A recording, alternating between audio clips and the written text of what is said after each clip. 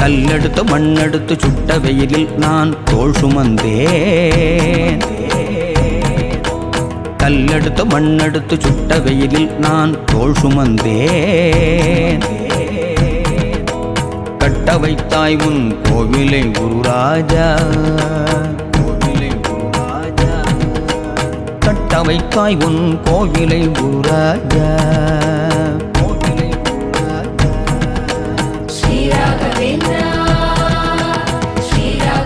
ஓம் ஸ்ரீ ராகவேந்திராய நம. குருராஜர் திருவடி சரணம். பூஜ்யாய ராகவேந்திராய சத்ய தர்மரதாயிஷ பஜதாம் கல்பவருஷாய நமதாம் காமதேனவே. என்னோட பேர் பிரபாகர். 1994 ராகவேந்திர சுவாமியை தரிசிக்க மந்திராலயம் போயிருக்கேன். மந்திராலயத்தை ராகவேந்திர சுவாமி பார்த்துட்டு வந்த பிறகு 95 என்னோடய பூர்வீக இடம் இந்த திருக்கழுக்குன்றத்துலேருந்து நான் கிளம்பி சென்னைக்கு போகும்போது இந்த இடத்துல எனக்கு ஆலயத்துக்கு இடம் வேணும் அப்படின்ற மாதிரி ஒரு உறுத்தலை ஏற்படுத்தினார்.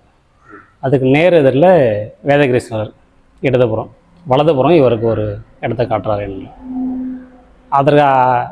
அதன் மூலமாக வாங்கப்பட்ட இடம் தான் இப்போது இருக்கிற அந்த பிருந்தாவனம். 1995 அவருக்கு வாங்கி கொடுத்தோம். அதிலேருந்து 2004 ஒரு குடிசை அளவில் இவருக்கு ஆலயம் எழுப்பி உருவ வழிபாடு முறை பாமர மக்கள் தெரியும் வகையில் அதை பண்ணிட்டு வந்தோம். அது எல்லா பூஜைகளையும் அந்த நேரத்துக்கு ஏற்ற மாதிரி நடந்தது. வருடம் அவருக்கு அந்த ஆராதனை விழா பூஜைகளும் நடந்துருது, அன்னதானமும் நடத்திட்டு வந்தோம். 2019 தான் இவருக்கு இந்த மாதிரி பிருந்தாவனம் அமைக்கணும் அப்படின்ற உறுத்தலை ஏற்படுத்தினார். அதனால் உருவானதான் இந்த கருங்கல் ஏற்பட்ட இந்த பிருந்தாவன ஆலயம். அதில் தொடங்கினது தான் 2019 2025 வரையிலும் அது பணி நடந்துட்டு வந்தது. 1994 இடம் வாங்கினார் சார். 95 இடம் வாங்கினார். இடம் வாங்கிட்டு அவரோட பிளானிங் வந்து ராகவேந்திரம் மடம் கட்டணும் சொல்லிட்டு திருக்கல்குன்றத்தில் அவர் எனக்கு 95 மேலே பழக்கம் ஆனார். ஆக்சுவலாக எங்கள் சிஸ்டர் வீடு ஆப்போசிட் அவர். அப்போ பேசும்போது தென் ஒரு ஃபைன் மணி கிட்ட இப்போ ராகவேந்திர மடம் கட்டணும்னு சொல்லிட்டு சரி எங்கள் ராமகிருஷ்ணா சார் அந்த அனந்தாச்சார் மீட் பண்ணலாம் சொல்லிட்டு அவர் போய் ராயர் மடத்தில் ஃபஸ்ட்டு அனந்தாசை மீட் பண்ணி அவர்கிட்ட பேசினோம். அவர் சொல்லிட்டு இந்த ராயர் மடம்லாம் கட்டுற பெரிய இஷ்யூ இல்லை, ராயர் மடம் கட்டி முடிச்ச பிறகு மெயின்டெனன்ஸ் பண்ணுற பெரிய இஷ்யூ.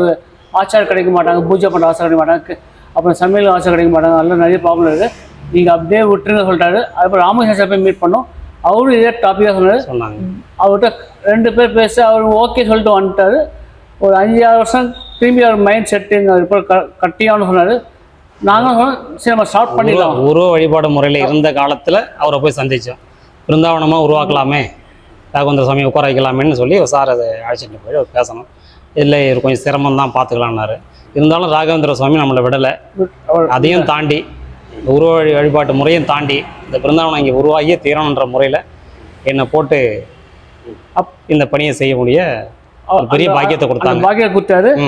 அவர் சொன்ன நம்ம ஸ்டார்ட் பண்ணிடலாம். அந்த கும்பாபிஷேகம் டைம் முன்னாடி நம்ம ராமசாஸ்திரி பேசி நம்ம கூப்பிடலாம் பிளான் பண்ணிட்டோம். பட் அந்த கோவிட் வந்தாலும் கொஞ்சம் லேட் ஆச்சு எங்களுக்கு. 2019 இந்த ஆலயம் ஆரம்பிச்சது. இடையில அது கொஞ்சம் பிரேக். கோவிட் தென் ஃபண்ட்ஸ் கலெக்ஷன்ஸ் எல்லாமே வந்து. பட் இது மேஜர் ப்ளஸ் பாயிண்ட் போன வருஷம் 6ஆம் அன்னைக்கு பிருந்தாவனம் இங்கே வந்து இறங்கியிருக்கு. அவர் நாள்லேயே 2024 ஆகஸ்ட் மாதம் ராயர் 6ஆம் ரெட்டி அன்னைக்கு நைட்டு வந்து ராயர் இங்கே வந்துருக்காங்க. அப்போ வந்து ராயர் வந்து ஆல்ரெடி பிளான் பண்ணிருக்காருங்க இங்கே வந்தோன்னு சொல்றாரு. அவர் டேல வந்தாரு, எங்களோட டேல உட்காந்தது மிகப்பெரிய பாக்கியம். அது யாருக்கும் அந்த பாக்கியம் கிடைக்கும், பின்னாடி கிடைக்கும். விஷயம் கிடையாது, அந்த பாக்கியம் கிடைச்சிருக்கு. அதுக்கப்புறம் வந்து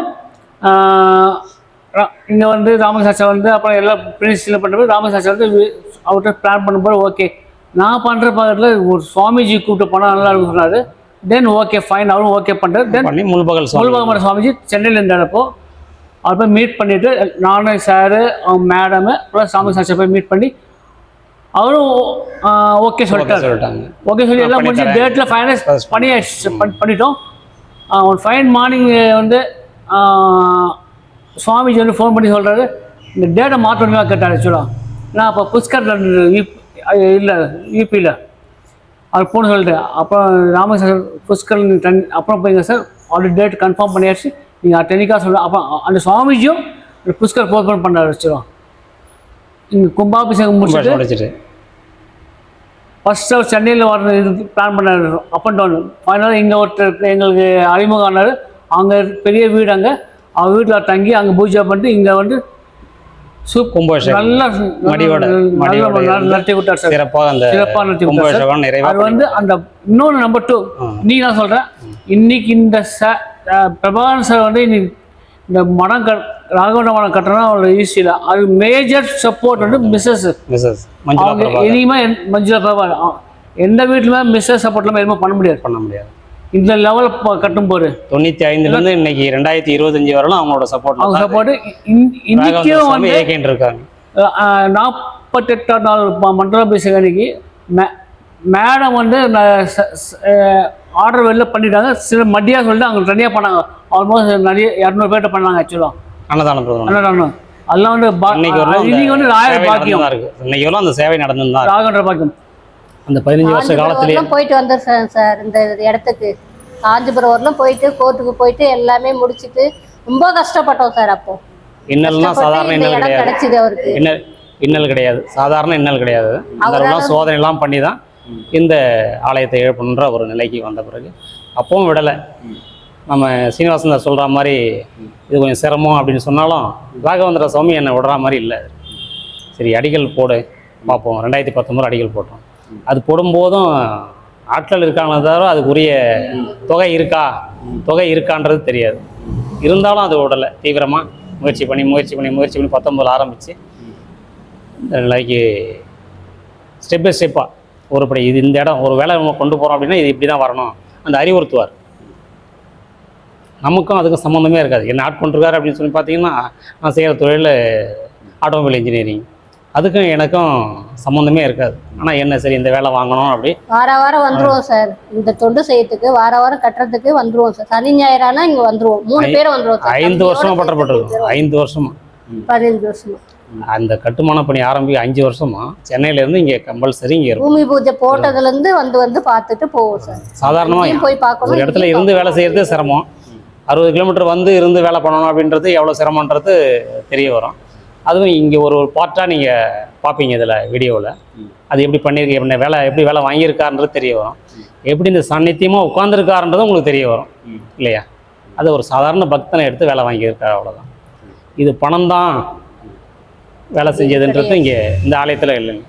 பணத்தால் உருவாச்சு அப்படின்னு கிடையாது, மனதால் உருவானது தான் அந்த ஆலயம். அதுதான் இதில் முக்கியமாக நம்ம கருத வேண்டியது. பணம் இருந்துட்டு எல்லாத்தையும் செஞ்ச முடியல. யாரையும் கேட்கவும் இல்லை சார். நாங்கள் கேட்டு வாங்க முடியல. அவரா வந்து கொடுத்துட்டு அவரா செலவு பண்ணுவோம் சார். அதே மாதிரி இந்த அளவுக்கு நிலைமை கொண்டு வந்துருக்காருன்னா இந்த வேலையில் இப்படி தான் இருக்கணும், அப்படி தான் இருக்கணுன்றது இப்படி தான் வரணும், இந்த இடத்துல இது வரணும். இப்போ பின்னாடி சொன்னோம் பார்த்தீங்களா, அந்த பஞ்சமுக பின்னாடி ராமர் லட்சுமி நரசிம்மர் அந்த பீடமும் இப்படி தான் வரணும். அதுவும் மாற்றி அமைச்சு நேரம் 1 மணி நேரத்துக்கு 1 மணி நேரம் அது ஆலோசனை கொடுத்துட்டே இருப்பார். அதான் அங்கே மிராக்கல். அந்த வேலை வாங்கும்போது சொல்ல வரணும். ஒரு இடத்தையும் நீங்கள் சுற்றி பார்த்தீங்கன்னா தெரிய வரும். ஒரு அடி அளந்தீங்கன்னா அந்த ஒரு அடியும் செதுக்கி இருக்குன்னு வச்சுக்கோங்க. அது மாதிரி தான் அந்த வேலை வாங்குவார். அது எப்படி வாங்குறோன்னு அனுபவபூர்வமாக அனுபவிச்சா தான் தெரியும். சொல்ல வராதில்ல எளிமையாக. காலம் பெரியது. இப்போ அந்த 5 வருஷம் எவ்வளோ கஷ்டப்பட்டுருப்போன்றது தெரியும். அதனால் உருவானது தான் அப்படி. அதே மாதிரி உற்சவர் சிலை உருவாக்கும் போது அதே மாதிரி தான் அற்புதமாக இருப்பார். அதுதான் இப்போ உங்கள் எல்லாருக்கும் அந்த வடிவத்தை உங்களுக்கு கொடுத்துருக்கேன்.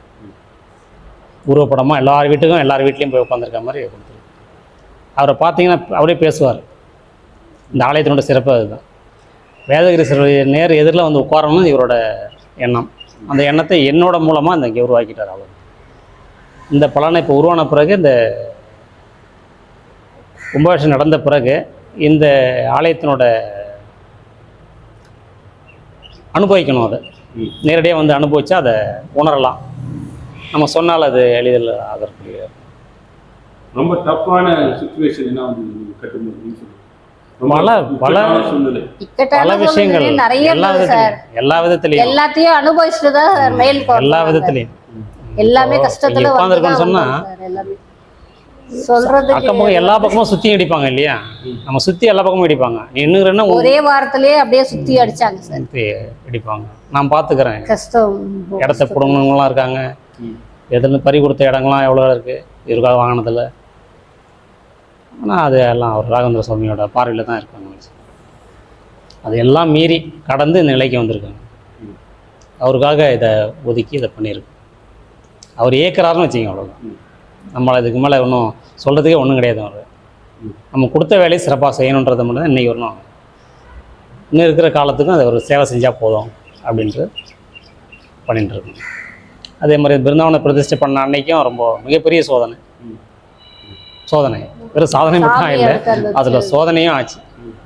பெரிய மகனுக்கு அன்னைக்கு ஆக்சிடென்ட் ஆயிடுச்சு சார். பெரிய அன்னைக்கே ஈவினிங் காலையில முடிச்சு 1 மணிக்கு ஆர்த்தி, அதே அன்னைக்கு ஆராதனை விழா அன்னைக்கே ஈவினிங்கு மகாலிபுரம் போற வழியில ஆக்சிடென்ட் ஆயிடுச்சு. கை கால், ஆனா உயிருக்கு ஒன்றும் கொடுக்கல, அவரு காப்பாத்திட்டாரு. அவரை கூட்டம் கை கால் எல்லாமே, முகம் எல்லாமே அடி, பெரிய அடி. ஒரு அனுபவத்தை கொடுத்து அவனை தட்டி அவனை சரி பண்ணி இன்னைக்கு ஒரு ஆளாக்கி வச்சிருக்காரு. 7 வருஷம் சார் அவங்ககிட்ட நான் கஷ்டப்பட்டேன், அதுவும் சொல்றேன் சார். ஆனா இவர் இல்லைன்னு சார், சாமி இல்லைன்னு சார் என்னை காப்பாற்றிருக்கவே மாட்டார் சார். வேற யாருக்கும் அந்த உபத்திரம் கொடுக்காம, ஆமாம் சார், நம்ம குடும்பத்திலேயே ஒருத்தரை தட்டி சீராக்கி அவன் கொண்டு வந்து இங்கே உட்கார வச்சவன். இந்த இடத்துல அந்த ரத்த கோலத்தோடு உட்காந்து பார்த்துட்டு தான் அவனை அழைச்சிட்டு போனோம் ஹாஸ்பிட்டலுக்கு. அதுக்கப்புறம் தான் அழைச்சிட்டு போனோம்.